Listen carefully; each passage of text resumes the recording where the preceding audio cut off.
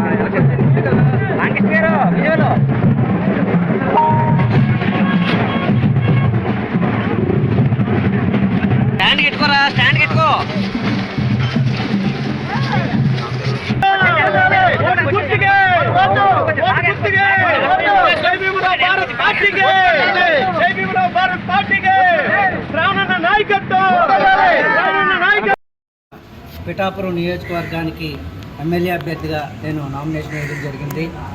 ఈ నామినేషన్కు మిత్రులు, కుటుంబ సభ్యులు వందలాది సంఖ్యలో ర్యాలీగా హాజరై నన్ను ఆశీర్వదించి ఈరోజు మన నామినేషన్ సెంటర్కు పంపించడం జరిగింది. పిఠాపురం నియోజకవర్గం ప్రజలందరూ కూడా చాలా మంచి వ్యక్తులు కాబట్టి ప్రతి చదువుకున్న వ్యక్తిని ఆశీర్వదించాలని సందర్భంగా కోరుకుంటున్నాను. చదువుకున్న వ్యక్తులు, న్యాయవాదులు, మంచి స్థాయిలో ఉన్న ప్రతి ఒక్కరూ కూడా ఎన్నికల్లో పోటీలో ఉంటే బడుగు బలహీన వర్గాల ప్రజలందరికీ కూడా చాలా మంచి చేసే దిశగా మేమందరం కూడా వెళ్ళగలమనే ఉద్దేశంతో ఈరోజు మన పిఠాపురం నియోజకవర్గానికి నేను ఒక మంచి చేయాలనే ఉద్దేశంతో ఎమ్మెల్యే అభ్యర్థిగా పోటీ చేయడానికి సిద్ధంగా ఉన్నాను.